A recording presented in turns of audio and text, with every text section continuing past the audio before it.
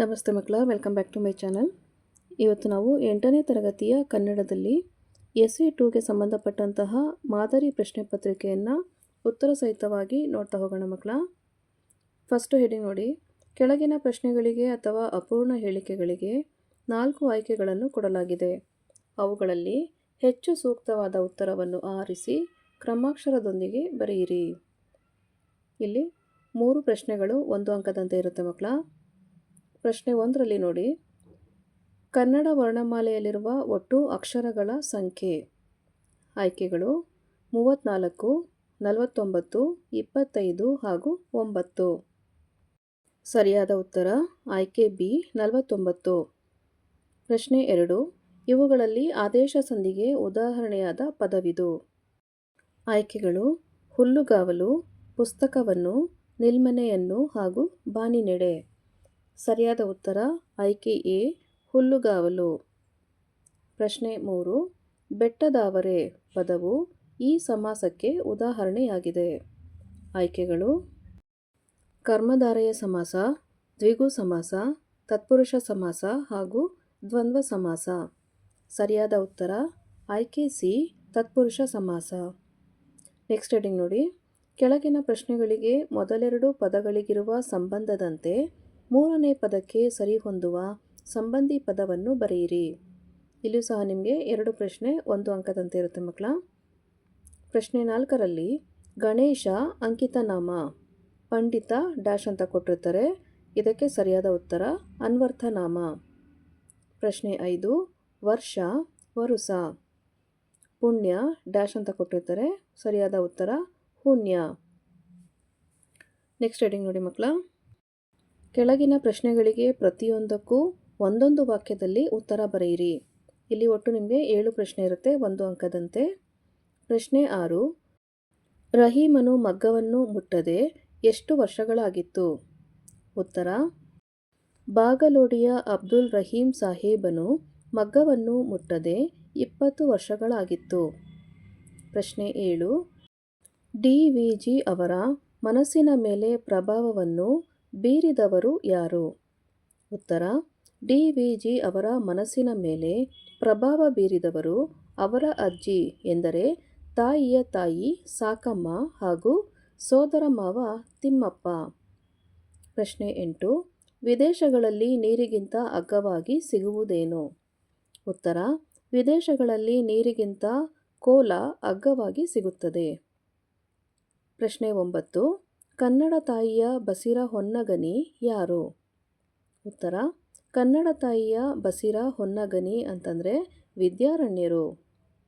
ಪ್ರಶ್ನೆ 10, ಆಲದ ಮರದ ಬೀಜ ಸಿಡಿದು ಭೂಮಿಗೆ ಬಿದ್ದು ಏನಾಗುತ್ತದೆ? ಉತ್ತರ ಆಲದ ಮರದ ಬೀಜ ಸಿಡಿದು ಭೂಮಿಗೆ ಬಿದ್ದು ದೊಡ್ಡ ಮರವಾಗಿ ಬೆಳೆಯುತ್ತದೆ. ಪ್ರಶ್ನೆ 11, ನಮ್ಮೆದೆಯ ಕಾಮಧೇನು ಯಾವುದು? ಉತ್ತರ ನಮ್ಮ ಕನಸುಗಳೇ ನಮ್ಮೆದೆಯ ಕಾಮಧೇನು. ಪ್ರಶ್ನೆ 12, ಮುದುಕಿಯನ್ನು ಭೇಟಿಯಾದ ವ್ಯಕ್ತಿ ಯಾರು? ಉತ್ತರ ಮುದುಕಿಯನ್ನು ದಾರಿಯಲ್ಲಿ ಭೇಟಿಯಾದ ವ್ಯಕ್ತಿ ಯಾರೆಂದರೆ ಹಳ್ಳಿಯಲ್ಲಿ ಮಳೆಯಿಲ್ಲದೆ ಪಟ್ಟಣಕ್ಕೆ ಹೋಗಿ ದುಡಿಯೋಣ ಎಂದು ಹೊರಟ ಬಡವನಾದ ತಿಮ್ಮರಾಯ. ನೆಕ್ಸ್ಟ್ ಹೆಡಿಂಗ್ ನೋಡಿ ಮಕ್ಕಳ. ಕೆಳಗಿನ ಪ್ರಶ್ನೆಗಳಿಗೆ 3-4 ವಾಕ್ಯಗಳಲ್ಲಿ ಉತ್ತರ ಬರೆಯಿರಿ. ಇಲ್ಲಿ ಒಟ್ಟು 5 ಪ್ರಶ್ನೆ 2 ಅಂಕದಂತೆ ಇರುತ್ತೆ ಮಕ್ಕಳ. ಪ್ರಶ್ನೆ 13ರಲ್ಲಿ ಅರಮನೆಗೆ ಹೂವು ಎಲ್ಲಿಂದ ಬರುತ್ತದೆ ಎಂದು ದೊರೆಮಗನು ಹೇಗೆ ಕಂಡುಹಿಡಿದನು? ಉತ್ತರ ದೊರೆಮಗನಿಗೆ ತಮ್ಮ ಅರಮನೆಗೆ ಇಷ್ಟು ಸೊಗಸಾದ ಹೂವು ಎಲ್ಲಿಂದ ಬರುತ್ತದೆ ಎನ್ನುವುದನ್ನು ತಿಳಿಯುವ ಕುತೂಹಲ ಉಂಟಾಯಿತು. ಅದಕ್ಕಾಗಿ ಆತನು ತಮ್ಮ ಅರಮನೆಗೆ ಹೂವು ತಂದುಕೊಡುವ ದೊಡ್ಡ ಹುಡುಗಿಯನ್ನು ಹಿಂಬಾಲಿಸಿದನು. ಮನೆಯ ಸುತ್ತ ಹೂವಿನ ಗಿಡಗಳು ಇಲ್ಲದ್ದನ್ನು ಗಮನಿಸಿ ಅರಮನೆಗೆ ಹಿಂದಿರುಗಿದನು. ಮಾರನೇ ದಿನ ಸೂರ್ಯನು ಹುಟ್ಟುವ ಮೊದಲೇ ಹೂವು ತರುತ್ತಿದ್ದ ಹುಡುಗಿಯ ಮನೆಯ ಮುಂದೆ ಇದ್ದ ದೊಡ್ಡ ಮರದ ಮೇಲೆ ಅವಿತು ಕುಳಿತುಕೊಂಡನು.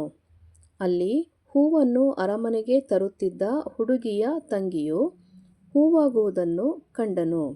ಹೀಗೆ ದೊರೆಮಗನು ಅರಮನೆಗೆ ಹೂವು ಎಲ್ಲಿಂದ ಬರುತ್ತದೆ ಎನ್ನುವುದನ್ನು ಕಂಡುಹಿಡಿದನು. ನೆಕ್ಸ್ಟು ಪ್ರಶ್ನೆ 14, ಚಾವುಂಡರಾಯ ಯಾರು? ಆತನ ವಿಶೇಷತೆ ಏನು? ಉತ್ತರ: ಚಾವುಂಡರಾಯನು ತಲಕಾಡಿನ ಗಂಗವಂಶದ ದೊರೆಗಳಾದ ಮಾರಸಿಂಹ, ರಾಚಮಲ್ಲ, ರಕ್ಕಸಗಂಗರ ಮಂತ್ರಿಯಾಗಿದ್ದನು. ಜನರು ಚಾವುಂಡರಾಯನನ್ನು ರಾಯ, ಅಣ್ಣ ಎಂದು ಕರೆಯುತ್ತಿದ್ದರು.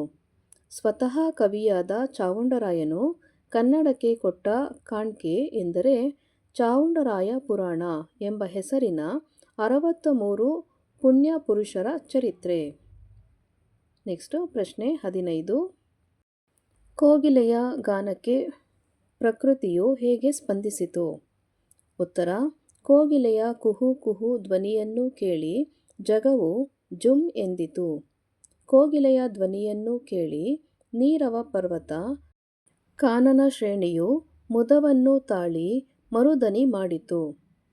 ಕೋಗಿಲೆಯ ಗಾನವನ್ನು ಕೇಳಿ ಗಗನವು ಸುಮ್ಮನೆ ಮಾತನಾಡದೆ ಬಣ್ಣಿಸುತ್ತಿತ್ತು. ಕಣಿವೆಯಲ್ಲಿದ್ದ ಸರೋವರ ಕೋಗಿಲೆಯ ಗಾನಕ್ಕೆ ತೆರೆಗಳ ಮೂಲಕ ಚಪ್ಪಾಳೆಯನ್ನು ತಟ್ಟಿತು. ಕೋಗಿಲೆಯು ತನ್ನ ಮಧುರವಾದ ಧ್ವನಿಗೆ ತನ್ನನ್ನೇ ತಾನು ಮರೆಯುತ್ತಾ ಕುಹೂ ಕುಹೂ ಎಂದು ಹಾಡಿತು. ಹೀಗೆ ಕೋಗಿಲೆಯ ಗಾನಕ್ಕೆ ಪ್ರಕೃತಿಯು ಸ್ಪಂದಿಸಿತು. ನೆಕ್ಸ್ಟು ಪ್ರಶ್ನೆ 16. ಆಯ್ದಕ್ಕಿ ಮಾರಯ್ಯನು ಕಾಯಕದ ಮಹತ್ವವನ್ನು ಹೇಗೆ ನಿರೂಪಿಸಿದ್ದಾನೆ? ಉತ್ತರ: ಕಾಯಕದಲ್ಲಿ ನಿರತವಾದಾಗ ಗುರುದರ್ಶನವಾದರೂ ಮರೆಯಬೇಕು. ಲಿಂಗಪೂಜೆಯನ್ನು ಮಾಡುವುದನ್ನು ಮರೆಯಬೇಕು. ಜಂಗಮರು ಮುಂದೆ ಬಂದರೂ ಅವರ ಹಂಗನ್ನು ಹರಿಯಬೇಕು. ಕಾಯಕವೇ ಕೈಲಾಸವಾದ ಕಾರಣ ಅಮರೇಶ್ವರ ಲಿಂಗವನ್ನು ಇತ್ತಾದರೂ ಕಾಯಕದಲ್ಲಿ ತಲ್ಲೀನರಾಗಬೇಕು ಎಂಬುದಾಗಿ ಆಯ್ದಕ್ಕಿ ಮಾರಯ್ಯ ಅವರು ಕಾಯಕದ ಮಹತ್ವವನ್ನು ನಿರೂಪಿಸಿದ್ದಾರೆ. ನೆಕ್ಸ್ಟು ಪ್ರಶ್ನೆ 17. ಲೇಖಕರಾದ ಶ್ರೀ ಎಚ್. ನರಸಿಂಹಯ್ಯ ಅವರಿಗೆ ವಿಮಾನಯಾನದ ಬಗ್ಗೆ ಭಯವಿಲ್ಲವೇಕೆ? ಉತ್ತರ: ಲೇಖಕರಾದ ಶ್ರೀ ಎಚ್. ನರಸಿಂಹಯ್ಯ ಅವರಿಗೆ ವಿಮಾನದ ಯಾನದ ಬಗ್ಗೆ ಭಯವಿಲ್ಲ. ಏಕೆಂದರೆ ವಿಮಾನಕ್ಕೆ ಯಾವಾಗಲೂ ಎಮ್ಮೆ, ಹಸು, ಜನ ಅಡ್ಡ ಬರುವುದಿಲ್ಲ. ಜೊತೆಗೆ ವಿಮಾನವನ್ನು ಯಾರೂ ಓವರ್ಟೇಕ್ ಮಾಡುವ ಪ್ರಸಂಗವೂ ಇಲ್ಲ. ನೆಕ್ಸ್ಟ್ ಹೆಡಿಂಗ್ ನೋಡಿ ಮಕ್ಕಳ. ಕೆಳಗಿನ ಕವಿ ಅಥವಾ ಸಾಹಿತಿಗಳ ಸ್ಥಳ, ಕಾಲ, ಕೃತಿ ಮತ್ತು ಪ್ರಶಸ್ತಿಗಳನ್ನು ಕುರಿತು ವಾಕ್ಯ ರೂಪದಲ್ಲಿ ಬರೆಯಿರಿ. ಇಲ್ಲಿ ಸ್ಥಳ ಮತ್ತು ಕಾಲ ಬರೆಯೋದ್ರಿಂದ 1 ಅಂಕ, ಕೃತಿ ಹಾಗೂ ಪ್ರಶಸ್ತಿ ಬರೆಯೋದ್ರಿಂದ 1 ಅಂಕ, ಒಟ್ಟು 2 ಅಂಕಗಳು ನಿಮಗೆ ಸಿಗುತ್ತೆ ಮಕ್ಕಳ. ಇದನ್ನು ವಾಕ್ಯ ರೂಪದಲ್ಲೇ ನೀವು ಬರೀಬೇಕಾಗತ್ತೆ. ಪ್ರಶ್ನೆ 18ರಲ್ಲಿ ಮಾಸ್ತಿ ವೆಂಕಟೇಶ್ ಅಯ್ಯಂಗಾರ್ ಇವರ ಬಗ್ಗೆ ಪರಿಚಯವನ್ನು ಬರೆಯುವಂಥದ್ದು ಮಕ್ಕಳ. ಕನ್ನಡದ ಆಸ್ತಿ ಮಾಸ್ತಿ ಎಂದು ಪ್ರಸಿದ್ಧರಾದ ಶ್ರೀ ಮಾಸ್ತಿ ವೆಂಕಟೇಶ್ ಅಯ್ಯಂಗಾರ್ ಅವರು ಕ್ರಿಸ್ತಶಕ 1891ರಲ್ಲಿ ಕೋಲಾರ ಜಿಲ್ಲೆಯ ಮಾಲೂರು ತಾಲೂಕಿನ ಮಾಸ್ತಿ ಎಂಬ ಗ್ರಾಮದಲ್ಲಿ ಜನಿಸಿದರು. ಸಣ್ಣ ಕಥೆಗಳ ಜನಕ ಎಂದು ಪ್ರಖ್ಯಾತರಾದ ಇವರು ಯಶೋಧರೆ, ಚಿಕ್ಕವೀರ ರಾಜೇಂದ್ರ, ಗೌತಮಿ ಹೇಳಿದ ಕತೆ, ಸಾರಿಪುತ್ರನ ಕೊನೆಯ ದಿನಗಳು, ಕುಚೇಲನ ಭಾಗ್ಯ, ಹೇಮಕೂಟದಿಂದ ಬಂದ ಮೇಲೆ ಎನ್ನುವ ಮೊದಲಾದ ಕೃತಿಗಳನ್ನು ರಚಿಸಿದ್ದಾರೆ. ಇವರಿಗೆ ಭಾರತೀಯ ಜ್ಞಾನಪೀಠ ಪ್ರಶಸ್ತಿ, ಕರ್ನಾಟಕ ಸರ್ಕಾರದ ಪಂಪ ಪ್ರಶಸ್ತಿ, ಕೇಂದ್ರ ಮತ್ತು ರಾಜ್ಯ ಸಾಹಿತ್ಯ ಅಕಾಡೆಮಿ ಪ್ರಶಸ್ತಿಗಳು ಲಭಿಸಿವೆ. ನೆಕ್ಸ್ಟ್ ಹೆಡಿಂಗ್ ನೋಡಿ ಮಕ್ಕಳ. ಕೆಳಗಿನ ಪದ್ಯಭಾಗಕ್ಕೆ ಪ್ರಸ್ತಾರ ಹಾಕಿ ಗಣ ವಿಭಾಗಿಸಿ ಛಂದಸ್ಸಿನ ಹೆಸರನ್ನು ಬರೆಯಿರಿ. ಇಲ್ಲಿ ನಿಮಗೆ 1 ಪ್ರಶ್ನೆ ಇರುತ್ತೆ, 3 ಅಂಕ ಸಿಗುತ್ತೆ ಮಕ್ಕಳ. ಪ್ರಶ್ನೆ 19ರಲ್ಲಿ ಕೆಲರು ಗೋಧಿಯ ಸಾಮೆಯನು, ಕೆಲರು ನವಣೆಯ ಕಂಬು ಜೋಳವ, ಕೆಲರು ಹಾರಕವೆಂದು, ಕೆಲವರು ನೆಲ್ಲನತಿ ಶಯನ. ನೋಡಿ ಮಕ್ಕಳ, ಈ ಒಂದು ಪದ್ಯಭಾಗಕ್ಕೆ ಪ್ರಸ್ತಾರ ಹಾಕಿ ಗಣ ವಿಂಗಡಣೆ ಮಾಡಲಾಗಿದೆ. ಈ ಮೇಲಿನ ಪದ್ಯವು ಮಾತ್ರಾಗಣದ ಭಾಮಿನಿ ಷಟ್ಪದಿಯಲ್ಲಿ ರಚಿತವಾಗಿದೆ. ಅಥವಾ ಇಲ್ಲಿ ನಿಮಗೆ ಆಯ್ಕೆಯ ಪ್ರಶ್ನೆ ಇರುತ್ತೆ ಮಕ್ಕಳ.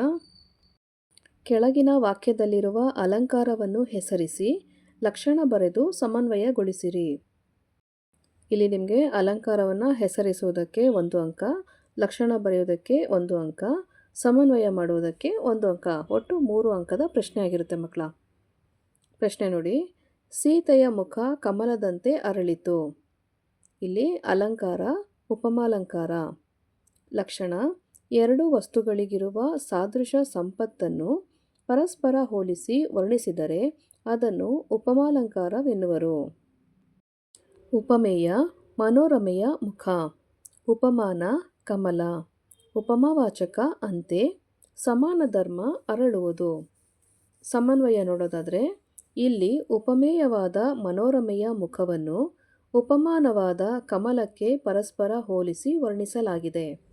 ಆದ್ದರಿಂದ ಈ ವಾಕ್ಯವು ಉಪಮಾಲಂಕಾರಕ್ಕೆ ಉದಾಹರಣೆಯಾಗಿದೆ. ನೆಕ್ಸ್ಟ್ ಹೆಡಿಂಗ್ ನೋಡಿ ಮಕ್ಕಳ. ಕೆಳಗಿನ ಗಾದೆಗಳಲ್ಲಿ ಯಾವುದಾದರೂ ಒಂದನ್ನು ಗಾದೆಯ ಮಹತ್ವದೊಂದಿಗೆ ವಿಸ್ತರಿಸಿ ಬರೆಯಿರಿ. ಇಲ್ಲಿ ಗಾದೆಯ ಮಹತ್ವದ ವಿವರಣೆಗೆ 1 ಅಂಕ, ಉದಾಹರಣೆಯೊಂದಿಗೆ ಅರ್ಥ ವಿವರಣೆಗೆ 1 ಅಂಕ, ಭಾಷಾ ಶೈಲಿ ಅಥವಾ ಪದಬಂಧಕ್ಕೆ 1 ಅಂಕ. ಒಟ್ಟು 3 ಅಂಕದ ಪ್ರಶ್ನೆ ಆಗಿರುತ್ತೆ ಮಕ್ಕಳ. ಪ್ರಶ್ನೆ 20 ನೋಡಿ. ಮಾತು ಬೆಳ್ಳಿ, ಮೌನ ಬಂಗಾರ. ಗಾದೆಗಳು ವೇದಗಳಿಗೆ ಸಮಾನ ಎನ್ನುತ್ತಾರೆ. ಗಾದೆ ವೇದಕ್ಕಿಂತ 1 ಪಟ್ಟು ಮಿಗಿಲಾಗಿರುವುದರಿಂದ ವೇದ ಸುಳ್ಳಾದರೂ ಗಾದೆ ಸುಳ್ಳಾಗದು ಎಂಬುವ ನುಡಿ ಹುಟ್ಟಿತು. ಹಿರಿಯರ ಅನುಭವದ ನುಡಿಮುತ್ತುಗಳೇ ಈ ಗಾದೆ ಮಾತುಗಳು. ಬಿಂದುವಿನಂತಹ ಗಾದೆಯಲ್ಲಿ ಸಿಂಧುವಿನಂತಹ ವಿಶಾಲಾರ್ಥವು ಅಡಗಿರುತ್ತದೆ. ಅಂತಹ ಮಹತ್ವದ ಗಾದೆಗಳಲ್ಲಿ ಮಾತು ಬೆಳ್ಳಿ, ಮೌನ ಬಂಗಾರ ಎಂಬ ಗಾದೆಯೂ ಸಹ ಒಂದಾಗಿದೆ. ಮಾತು ಬೆಳ್ಳಿ, ಮೌನ ಬಂಗಾರ ಎನ್ನುವುದು ಮೌನದ ಮಹತ್ವವನ್ನು ತಿಳಿಸುವ ಒಂದು ಸುಂದರ ಗಾದೆಯಾಗಿದೆ. ಬೆಳ್ಳಿಗಿಂತ ಬಂಗಾರ ಹೆಚ್ಚು ಬೆಲೆಯುಳ್ಳದ್ದಾಗಿದೆ.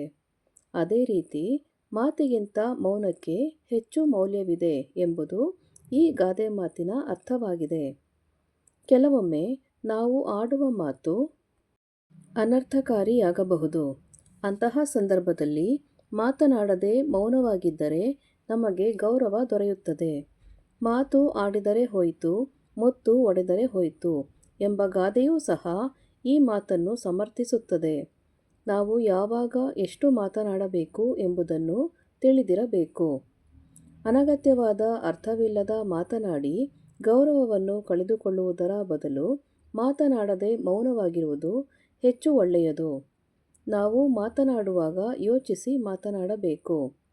ಇನ್ನೊಬ್ಬರ ಮನಸ್ಸಿಗೆ ನೋವಾಗುವಂತೆ ಮಾತನಾಡುವುದಕ್ಕಿಂತ ಮೌನವಾಗಿರುವುದೇ ಲೇಸು ಎಂದು ಗಾದೆಯು ನಮಗೆ ತಿಳಿಸುತ್ತದೆ. ಅಥವಾ ಕೈ ಕೆಸರಾದರೆ ಬಾಯಿ ಮೊಸರು. ಈ ಒಂದು ಗಾದೆ ಮಾತನ್ನು ಸಹ ನೀವು ವಿಸ್ತಾರವಾಗಿ ಬರೀಬಹುದಾಗಿದೆ ಮಕ್ಕಳ. ಗಾದೆಗಳು ವೇದಗಳಿಗೆ ಸಮಾನ ಎನ್ನುತ್ತಾರೆ. ಗಾದೆ ವೇದಕ್ಕಿಂತ 1 ಪಟ್ಟು ಮಿಗಿಲಾಗಿರುವುದರಿಂದ ವೇದ ಸುಳ್ಳಾದರೂ ಗಾದೆ ಸುಳ್ಳಾಗದು ಎಂಬುವ ನುಡಿ ಹುಟ್ಟಿತು. ಹಿರಿಯರ ಅನುಭವದ ನುಡಿಮುತ್ತುಗಳೇ ಈ ಗಾದೆಗಳು. ಬಿಂದುವಿನಂತಹ ಗಾದೆಯಲ್ಲಿ ಸಿಂಧುವಿನಂತಹ ವಿಶಾಲಾರ್ಥವು ಅಡಗಿರುತ್ತದೆ. ಅಂತಹ ಮಹತ್ವದ ಗಾದೆಗಳಲ್ಲಿ ಕೈ ಕೆಸರಾದರೆ ಬಾಯಿ ಮೊಸರು ಎಂಬ ಗಾದೆಯೂ ಸಹ ಒಂದಾಗಿದೆ.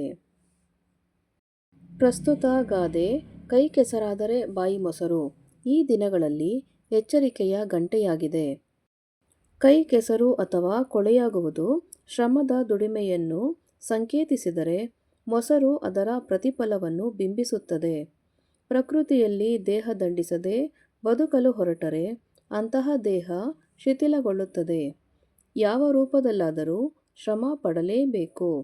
ಕಷ್ಟಪಟ್ಟರೆ ಫಲವುಂಟು ಎಂಬುದನ್ನು ಈ ಗಾದೆಯು ಸಮರ್ಥಿಸುತ್ತದೆ.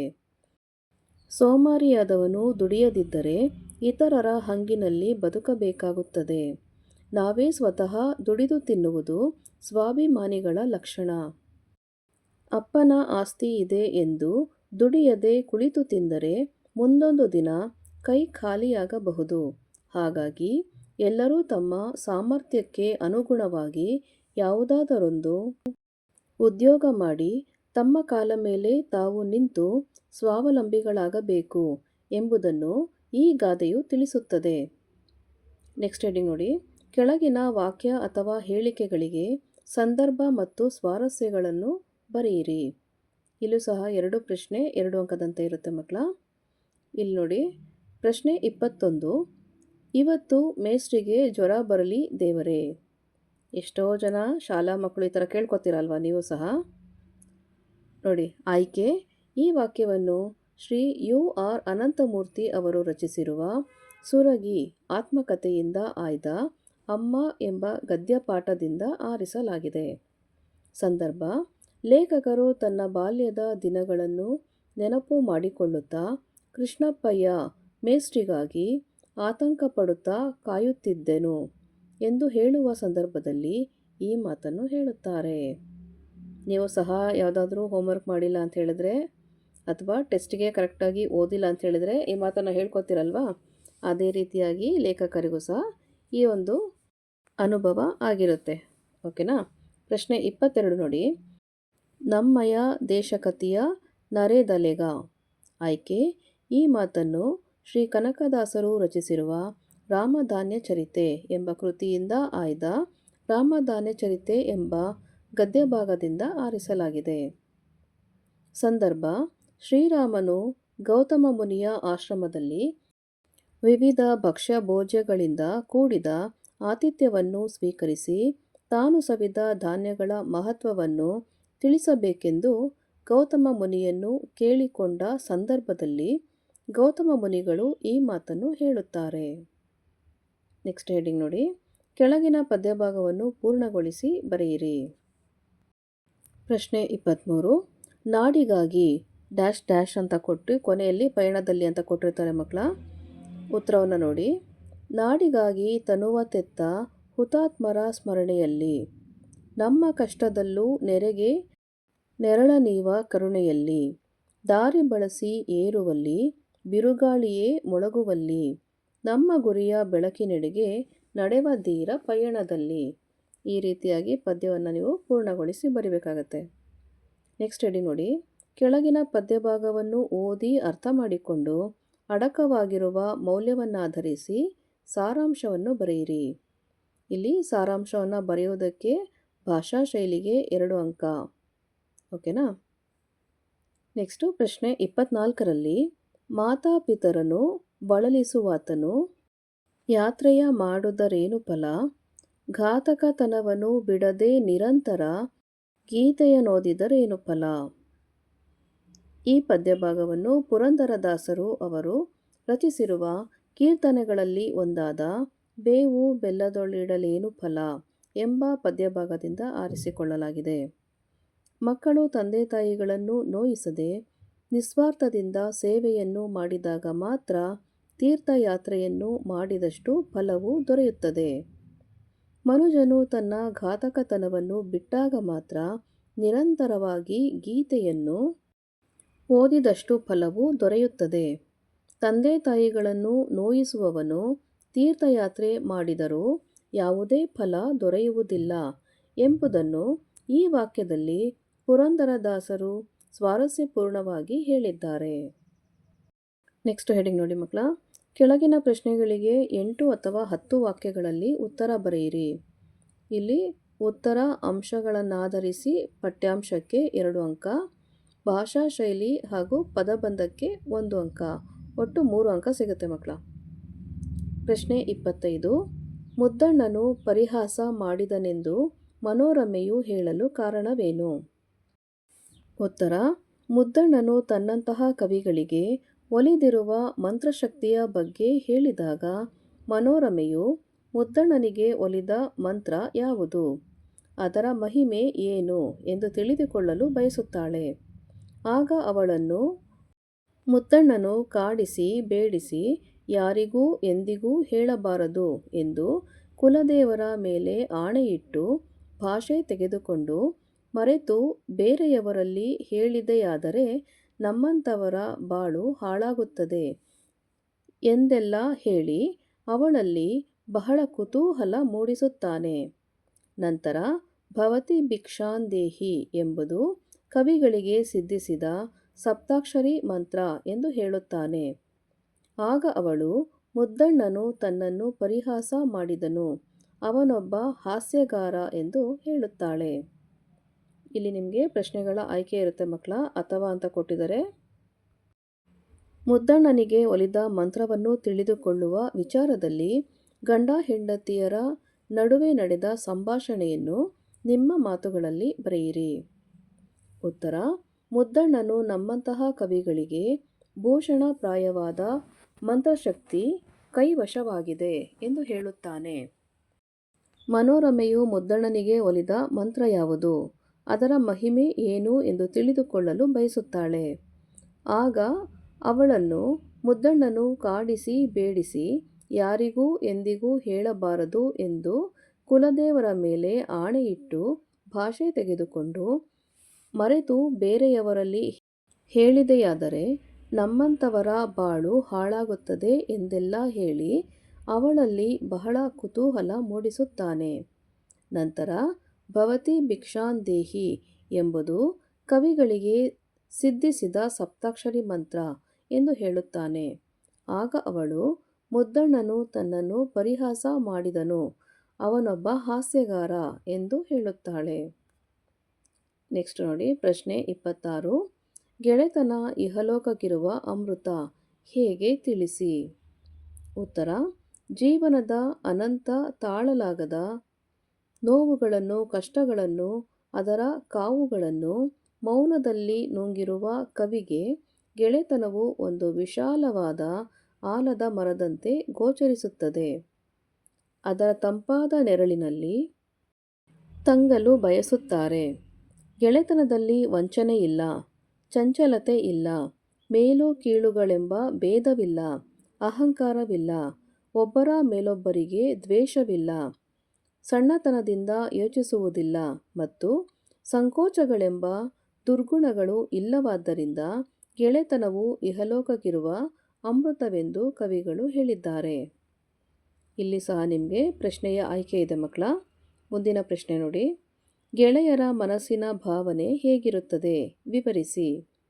ಉತ್ತರ: ಗೆಳೆಯರ ಮನಸ್ಸಿನಲ್ಲಿ ವಂಚನೆ ಇಲ್ಲ, ಚಂಚಲತೆ ಇಲ್ಲ, ಮೇಲು ಕೀಳುಗಳೆಂಬ ಭೇದವಿಲ್ಲ, ಅಹಂಕಾರವಿಲ್ಲ, ಒಬ್ಬರ ಮೇಲೊಬ್ಬರಿಗೆ ಸ್ವಲ್ಪವೂ ದ್ವೇಷವಿಲ್ಲ, ಸಣ್ಣತನದಿಂದ ಯೋಚಿಸುವುದಿಲ್ಲ ಮತ್ತು ಸಂಕೋಚವೆಂಬುದು ಮೊದಲೇ ಇರುವುದಿಲ್ಲ. ಗೆಳೆಯರ ಮನವು ಬಾನಿನಷ್ಟು ಅಗಲವಾಗಿದೆ. ಎದೆಯು ತಿಳಿಯಾದ ಕಲ್ಮಶವಿಲ್ಲದ ಕೊಳದಂತೆ ಇದೆ. ಭಾವವು ಶುದ್ಧವಾದ ಸ್ಫಟಿಕದಂತೆ ಮತ್ತು ಬೆಳದಿಂಗಳಿನಂತೆ ಇದೆ. ಇವೇ ಗೆಳೆಯರ ಮನಸ್ಸಿನಲ್ಲಿ ಇರುವಂತಹ ಭಾವನೆಗಳು. ನೆಕ್ಸ್ಟ್ ಹೆಡ್ಡಿಂಗ್ ನೋಡಿ ಮಕ್ಕಳ. ಕೆಳಗಿನ ಗದ್ಯ ಭಾಗವನ್ನು ಮನಸ್ಸಿನಲ್ಲಿ ಓದಿಕೊಂಡು ಕೊಟ್ಟಿರುವ ಪ್ರಶ್ನೆಗಳಿಗೆ ಉತ್ತರ ಬರೆಯಿರಿ. ಗದ್ಯ ಭಾಗವನ್ನು ನೋಡಿ ಮಕ್ಕಳ. ಪ್ರಶ್ನೆ 27ರಲ್ಲಿ ವೇಳೆಯ ಅಪವ್ಯಯ ಅಂಬೇಡ್ಕರರಿಗೆ ಅಪರಾಧವಾಗಿ ಕಾಣುತ್ತಿತ್ತು. ಒಂದು ಕ್ಷಣವನ್ನು ಅವರು ಅಪವ್ಯಯ ಮಾಡುತ್ತಿರಲಿಲ್ಲ. ವ್ಯಾಪಾರಿಗೆ ವೇಳೆ ಎಂದರೆ ಹಣ, ಅಂಬೇಡ್ಕರ್ ಅವರಿಗೆ ವೇಳೆ ಎಂದರೆ ಜ್ಞಾನಾರ್ಜನೆ. ತಮ್ಮ ಬದುಕಿನ ಒಂದು ಕ್ಷಣವನ್ನು ವ್ಯರ್ಥವಾಗಿ ಕಳೆಯದ ನಮ್ಮ ಕಾಲದ ಇಬ್ಬರು ಮಹನೀಯರೆಂದರೆ ಒಬ್ಬರು ಗಾಂಧೀಜಿ, ಮತ್ತೊಬ್ಬರು ಅಂಬೇಡ್ಕರರು. ಕಳೆದ ಕ್ಷಣ ಕಳೆದೇ ಹೋಗುತ್ತದೆಂಬ ಅರಿವು ಅವರದಾಗಿತ್ತು. ಅಮೆರಿಕದಲ್ಲಿ, ಇಂಗ್ಲೆಂಡಿನಲ್ಲಿ ಓದುತ್ತಿದ್ದಾಗ ಹೇಗೋ ಹಾಗೆ ಹಿಂತಿರುಗಿ ಸಾರ್ವಜನಿಕ ಜೀವನದಲ್ಲಿ ತೊಡಗಿದ ಮೇಲೆಯೂ ತಮ್ಮ ಬಿಡುವನ್ನೆಲ್ಲ ಅವರು ಓದುವುದಕ್ಕೆ ಮೀಸಲಾಗಿರಿಸುತ್ತಿದ್ದರು. ರಂಜನೆಗಾಗಿ ಓದುವವರು ಅವರಲ್ಲ. ಪುಸ್ತಕ ಒದಗಿಸಬಲ್ಲ ಬೋಧನೆಯೇ ರಂಜನೆ ಎನ್ನುವುದು ಅವರ ಸೂತ್ರವಾಗಿತ್ತು. ಹೀಗಾಗಿ ಗ್ರಂಥ ಸಹವಾಸ ಅವರಿಗೆ ಸಂತೋಷವನ್ನಲ್ಲದೆ ಬಯಸುತ್ತಿದ್ದ ಏಕಾಂತವನ್ನು ಒದಗಿಸುತ್ತಿತ್ತು. ಅನೇಕ ಸಲ ರಾತ್ರಿಯುದ್ದಕ್ಕೂ ಅವರು ಓದು ಬರಹಗಳಲ್ಲಿ ತೊಡಗಿರುತ್ತಿದ್ದುದು ಉಂಟು. ಅವರ ನೆಚ್ಚಿನ ನಾಯಿ ಬೆಳಗಿನ ನೇವರಿಕೆಗಾಗಿ ಬಂದು ಕಾಲ ಬಳಿ ಸುಳಿದಾಗಲೇ ರಾತ್ರಿ ಕಳೆದು ಹೋದ ಅರಿವು ಅವರಿಗಾದದ್ದೂ ಉಂಟು. ರಾತ್ರಿ ಮನೆಗೆ ಹೋಗುತ್ತೇನೆಂದು ಹೇಳಿ ಹೊರಟು ಹೋದ ಕಾರ್ಯದರ್ಶಿ ಬೆಳಗಿನಲ್ಲಿ ಮತ್ತೆ ಬಂದಾಗ ಮನೆಗೇಕೆ ಇನ್ನೂ ಹೋಗಲಿಲ್ಲ ಎಂದು ಕೇಳಿದ್ದುಂಟು. ಅಂತಹ ಏಕಾಗ್ರತೆಯ ಓದು ಬರೆಹ ಅವರದು. ಅವರ ಜ್ಞಾನದಾಹ ಪುರಾತನ ಕಾಲದ ಚಕ್ರವರ್ತಿಯೊಬ್ಬನ ಸಾಮ್ರಾಜ್ಯ ದಾಹದಂತಿತ್ತು. ದಟ್ಟಡವಿಯ ಮಧ್ಯದಲ್ಲಿ ಗ್ರಂಥಾಲಯವೊಂದನ್ನು ನಿರ್ಮಿಸಿಕೊಂಡು ತಮ್ಮ ಕೊನೆಯ ದಿನಗಳನ್ನು ಅಲ್ಲಿಯೇ ಕಳೆಯಬೇಕೆಂಬ ಅಭಿಲಾಷೆ ಅವರದಾಗಿತ್ತು. ಈಗ ಪ್ರಶ್ನೆಗಳನ್ನ ನೋಡೋಣ ಮಕ್ಕಳ. ಪ್ರಶ್ನೆಗಳು 27 ಅ. ಅಂಬೇಡ್ಕರ್ ಅವರಿಗೆ ವೇಳೆ ಎಂದರೇನು? ಉತ್ತರ: ಅಂಬೇಡ್ಕರ್ ಅವರಿಗೆ ವೇಳೆ ಎಂದರೆ ಜ್ಞಾನಾರ್ಜನೆ. ನೆಕ್ಸ್ಟು ಪ್ರಶ್ನೆ 27ರಲ್ಲಿ ಆ. ಅಂಬೇಡ್ಕರ್ ಅವರ ಜ್ಞಾನದಾಹ ಯಾವ ರೀತಿಯಲ್ಲಿತ್ತು? ಉತ್ತರ: ಅಂಬೇಡ್ಕರ್ ಅವರ ಜ್ಞಾನದಾಹ ಪುರಾತನ ಕಾಲದ ಚಕ್ರವರ್ತಿಯೊಬ್ಬನ ಸಾಮ್ರಾಜ್ಯ ದಾಹದಂತಿತ್ತು. ಈಗಾಗಲೇ ನಾವು ಇದನ್ನ ಮೇಲಿನ ಗದ್ಯ ಭಾಗದಲ್ಲಿ ಓದ್ಕೊಂಡಿದ್ದೀವಲ್ವ ಮಕ್ಕಳ, ಅದೇ ಉತ್ತರವನ್ನು ಇಲ್ಲಿ ಬರಿಬೇಕಾಗಿರುತ್ತೆ. ಅರ್ಥ ಆಯ್ತಾ? ನೆಕ್ಸ್ಟ್ ಹೆಡ್ಡಿಂಗ್ ನೋಡಿ. ಯಾವುದಾದರೂ ಒಂದಕ್ಕೆ ಕೊಟ್ಟಿರುವ ಮಾಹಿತಿಯನ್ನು ಆಧರಿಸಿ ಪತ್ರ ಬರೆಯಿರಿ. ಇಲ್ಲಿ ಒಂದು ಪತ್ರ ಬರೀಬೇಕಾಗತ್ತೆ, 4 ಅಂಕ ಸಿಗುತ್ತೆ. ನೋಡಿ, ಇಂದ ಗೆ ಸಂಬೋಧನೆ ಹಾಗೂ ವಿಷಯಕ್ಕೆ 1 ಅಂಕ, ಪತ್ರದ ಒಡಲು ವಿಷಯ ನಿರೂಪಣೆಗೆ 2 ಅಂಕ, ಮುಕ್ತಾಯ ಇಂತಿ ಸ್ಥಳ ದಿನಾಂಕ ಇದಕ್ಕೆ 1 ಅಂಕ. ಒಟ್ಟು 4 ಅಂಕಗಳ ಪ್ರಶ್ನೆಯಾಗಿರುತ್ತೆ ಮಕ್ಕಳ. ಪ್ರಶ್ನೆ 28 ನೋಡಿ. ನಿಮ್ಮನ್ನು ಮೈಸೂರಿನ ಕುವೆಂಪು ನಗರದ ಸರ್ಕಾರಿ ಪ್ರೌಢಶಾಲೆಯ ಕಮಲಾ ಎಂದು ಭಾವಿಸಿಕೊಂಡು ನಿಮ್ಮ ಅಣ್ಣನ ಮದುವೆಗೆ ಹೋಗಲು 5 ದಿನಗಳ ರಜೆಯನ್ನು ಕೋರಿ ನಿಮ್ಮ ಮುಖ್ಯ ಶಿಕ್ಷಕರಿಗೆ ರಜಾಪತ್ರವನ್ನು ಬರೆಯಿರಿ. ಉತ್ತರವನ್ನು ನೋಡಿ. ಇಂದ ಕಮಲಾ, 8ನೇ ತರಗತಿ, ಸರ್ಕಾರಿ ಪ್ರೌಢಶಾಲೆ, ಕುವೆಂಪು ನಗರ, ಮೈಸೂರು. ದಿನಾಂಕ ಬಲಗಡೆ ಬರೆಯುವಂಥದ್ದು ಮಕ್ಕಳ 10/2/2025. ಸ್ಥಳ ಮೈಸೂರು. ನೀವು ಯಾವ ದಿನ ಎಕ್ಸಾಮನ್ನು ಅಟೆಂಡ್ ಮಾಡ್ತೀರೋ ಆ ದಿನದ ದಿನಾಂಕವನ್ನು ಬರಿಬೇಕಾಗತ್ತೆ ಮಕ್ಕಳ. ಅರ್ಥ ಆಯ್ತಲ್ವಾ? ನೆಕ್ಸ್ಟು ಇವರಿಗೆ ಮಾನ್ಯ ಮುಖ್ಯ ಶಿಕ್ಷಕರು, ಸರ್ಕಾರಿ ಪ್ರೌಢಶಾಲೆ, ಕುವೆಂಪು ನಗರ, ಮೈಸೂರು. ಮಾನ್ಯರೇ, ವಿಷಯ ನಮ್ಮ ಅಣ್ಣನ ಮದುವೆಗೆ ಹೋಗಲು 5 ದಿನಗಳ ರಜೆಯನ್ನು ಕೋರಿ ಮನವಿ. ನೆಕ್ಸ್ಟ್ ನೋಡಿ. ದಿನಾಂಕ 1/3/2025ರಿಂದ 5/3/2025ರವರೆಗೆ ಮಂಡ್ಯದಲ್ಲಿ ನಮ್ಮ ಅಣ್ಣನ ಮದುವೆಯು ಇರುತ್ತದೆ. ನಾನು ಈ ಮದುವೆಯ ಕಾರ್ಯಕ್ರಮದಲ್ಲಿ ಭಾಗವಹಿಸಬೇಕಾಗಿರುವುದರಿಂದ 5 ದಿನಗಳು ಶಾಲೆಗೆ ಬರಲು ಸಾಧ್ಯವಾಗುವುದಿಲ್ಲ. ಆದ್ದರಿಂದ ತಾವು ನನಗೆ ದಿನಾಂಕ 1/3/2025ರಿಂದ 5/3/2025ರವರೆಗೆ 5 ದಿನಗಳ ರಜೆಯನ್ನು ನೀಡಬೇಕೆಂದು ಈ ಮೂಲಕ ಸವಿನಯದಿಂದ ಕೇಳಿಕೊಳ್ಳುತ್ತೇನೆ. ವಂದನೆಗಳೊಂದಿಗೆ ತಮ್ಮ ನಂಬುಗೆಯ ಹಾಗೆ ಸಹಿ. ಯಾರ್ದು? ಕಮಲಾ ಅಂತ ಹೆಸರಿಟ್ಕೊಂಡು ಬರಿತಾ ಇದ್ದೀವಲ್ಲ ಅವರ ಸಹಿ. ಹೊರ ವಿಳಾಸದಲ್ಲಿ ನೋಡಿ, ಇಂದ ಅಂತ ಬರೆದು ಕಮಲಾ, 8ನೇ ತರಗತಿ, ಸರ್ಕಾರಿ ಪ್ರೌಢಶಾಲೆ, ಕುವೆಂಪು ನಗರ, ಮೈಸೂರು ಅಂತ ಬರಿಬೇಕಾಗತ್ತೆ. ಇವರಿಗೆ ಮಾನ್ಯ ಮುಖ್ಯ ಶಿಕ್ಷಕರು, ಸರ್ಕಾರಿ ಪ್ರೌಢಶಾಲೆ, ಕುವೆಂಪು ನಗರ, ಮೈಸೂರು ಅಂತ ಹೇಳಿ ಬರೆದು ಪತ್ರವನ್ನು ಮುಗಿಸ್ಬೇಕಾಗತ್ತೆ ಮಕ್ಕಳ. ಇಲ್ಲಿ ಆಯ್ಕೆ ಪ್ರಶ್ನೆ ಇರೋದ್ರಿಂದ ಅಥವಾ ಅಂತ ಕೊಟ್ಟಿದ್ದಾರೆ. ಕೆಳಗಿನ ಯಾವುದಾದರೂ ಒಂದು ವಿಷಯದಲ್ಲಿ 15 ವಾಕ್ಯಗಳಿಗೆ ಕಡಿಮೆ ಇಲ್ಲದಂತೆ ಪ್ರಬಂಧವನ್ನು ಬರೆಯಿರಿ. ಇಲ್ಲಿ ನೋಡಿ, ರಾಷ್ಟ್ರೀಯ ಹಬ್ಬಗಳು ಅಂತ ಕೊಟ್ಟಿದ್ದಾರೆ. ಇದರಲ್ಲಿ ಮೊದಲಿಗೆ ಪ್ರಸ್ತಾವನೆ. ದೇಶ ಪ್ರೇಮ ಹಾಗೂ ರಾಷ್ಟ್ರೀಯ ಭಾವೈಕ್ಯತೆಯನ್ನು ಮೂಡಿಸುವಲ್ಲಿ ರಾಷ್ಟ್ರೀಯ ಹಬ್ಬಗಳು ಮಹತ್ವದ ಸ್ಥಾನವನ್ನು ವಹಿಸುತ್ತದೆ. ರಾಷ್ಟ್ರೀಯ ಹಬ್ಬಗಳು ರಾಷ್ಟ್ರದ ಜನರಲ್ಲಿರುವ ಜಾತಿ, ಮತ, ವರ್ಣ, ಧರ್ಮ, ಭಾಷೆ, ಪ್ರಾಂತ್ಯ ಭೇದ ಭಾವಗಳನ್ನು ಹೋಗಲಾಡಿಸಿ ನಾವೆಲ್ಲರೂ ಒಂದೇ ಎಂಬ ರಾಷ್ಟ್ರೀಯ ಭಾವೈಕ್ಯತೆಯನ್ನು ಮೂಡಿಸುತ್ತದೆ. ಆದ್ದರಿಂದ ರಾಷ್ಟ್ರೀಯ ಹಬ್ಬಗಳನ್ನು ಬಹು ವಿಜೃಂಭಣೆಯಿಂದ ಆಚರಿಸಬೇಕು. ನೆಕ್ಸ್ಟು ವಿಷಯ ನಿರೂಪಣೆ ನೋಡಿ. ನಮ್ಮ ಭಾರತ ದೇಶದಲ್ಲಿ ಆಗಸ್ಟ್ 15ರ ಸ್ವಾತಂತ್ರ್ಯೋತ್ಸವ, ಜನವರಿ 26ರ ಗಣರಾಜ್ಯೋತ್ಸವ, ಅಕ್ಟೋಬರ್ 2 ಮಹಾತ್ಮ ಗಾಂಧಿ ಜಯಂತಿ ಮೊದಲಾದ ದಿನಗಳನ್ನು ರಾಷ್ಟ್ರೀಯ ಹಬ್ಬಗಳು ಎಂದು ಆಚರಿಸಲಾಗುತ್ತದೆ. ರಾಷ್ಟ್ರದಲ್ಲಿ ವಾಸಿಸುವ ಜನರೆಲ್ಲರೂ ಒಗ್ಗೂಡಿ ಆಚರಿಸಬೇಕಾದ ಹಬ್ಬದ ದಿನಗಳಿವು. ನಮ್ಮ ದೇಶದ ಸ್ವಾತಂತ್ರ್ಯಕ್ಕಾಗಿ, ರಕ್ಷಣೆಗಾಗಿ, ಏಳಿಗೆಗಾಗಿ ದುಡಿದ ಮಹನೀಯರುಗಳನ್ನು ಸ್ಮರಿಸುವ ದಿನಗಳಿವು. ನಮ್ಮ ಹಿರಿಯರ ತ್ಯಾಗ, ಬಲಿದಾನಗಳ ಮಹತ್ವವನ್ನು ಅರಿಯುವ ದಿನಗಳಿವು.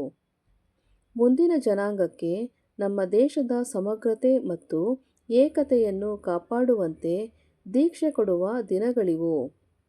ರಾಷ್ಟ್ರಭಕ್ತರ ಜೀವನ ಸಾಧನೆಗಳನ್ನು ಮಕ್ಕಳಿಗೆ ತಿಳಿಸಿ ಹೇಳುವ ದಿನಗಳಿವು. ನಮ್ಮ ದೇಶವನ್ನು ಸಂರಕ್ಷಣೆ ಮಾಡುವ ವೀರ ಸೈನಿಕರಿಗೆ ಗೌರವ ಸೂಚಿಸುವಂತಹ ದಿನಗಳಿವು. ಪ್ರತಿಯೊಬ್ಬ ಭಾರತೀಯನು ಸಂಭ್ರಮದಿಂದ ಭಾಗವಹಿಸಿ ತನ್ನ ದೇಶ ಪ್ರೇಮವನ್ನು ಜಗತ್ತಿಗೆ ಸಾರುವ ಸುದಿನಗಳಿವು. ರಾಷ್ಟ್ರೀಯ ಹಬ್ಬಗಳು ಶಾಲಾ ಕಾಲೇಜು ಸರ್ಕಾರಿ ಕಚೇರಿಗಳಲ್ಲಿ ಮಾತ್ರ ಆಚರಿಸುವ ಹಬ್ಬಗಳಾಗಬಾರದು. ಪ್ರತಿ ಮನೆ, ಗ್ರಾಮ, ಪಟ್ಟಣ, ನಗರಗಳಲ್ಲಿ ಜಾತಿ, ಮತ, ವರ್ಣ, ಧರ್ಮ, ಭಾಷೆ, ಪ್ರಾಂತ್ಯ ಭೇದ ಭಾವಗಳಿಲ್ಲದೆ ಆಚರಿಸುವ ಪ್ರಮುಖ ಹಬ್ಬವಾಗಬೇಕು. ಆಗ ಮಾತ್ರ ನಾವೆಲ್ಲರೂ ಒಂದೇ ಎಂಬ ರಾಷ್ಟ್ರೀಯ ಭಾವೈಕ್ಯತೆಯು ಮೂಡಲು ಸಾಧ್ಯವಾಗುತ್ತದೆ. ನೆಕ್ಸ್ಟ್ ನೋಡಿ, ಉಪಸಂಹಾರ. ಒಂದೆಡೆ ಸೇರಿ ಪರಸ್ಪರ ಶುಭಾಶಯಗಳನ್ನು ವಿನಿಮಯ ಮಾಡಿಕೊಳ್ಳಬೇಕು. ಪ್ರತಿಯೊಬ್ಬರ ಮನೆಗಳಲ್ಲೂ ಹಬ್ಬದ ಸಂಭ್ರಮವಿರಬೇಕು. ನಾವು ಆಚರಿಸುತ್ತಿರುವ ದಿನಗಳ ಮಹತ್ವದ ಬಗ್ಗೆ ಎಲ್ಲರಿಗೂ ಅರಿವು ಮೂಡಿಸಬೇಕು. ನಮ್ಮ ದೇಶದ ಸ್ವತಂತ್ರ ಸೇನಾನಿಗಳ ಬಗ್ಗೆ ಅಭಿಮಾನ ಮೂಡುವಂತಹ ಕಾರ್ಯಕ್ರಮಗಳನ್ನು ಹಮ್ಮಿಕೊಳ್ಳಬೇಕು. ಪ್ರತಿ ಮನೆ, ಗ್ರಾಮ, ಪಟ್ಟಣ, ನಗರಗಳಲ್ಲಿ ಇದು ನಮ್ಮ ಹಬ್ಬವೆಂದು ಸಂಭ್ರಮವಿರಬೇಕು ಎಂಬುದು ನನ್ನ ಅಭಿಪ್ರಾಯವಾಗಿದೆ.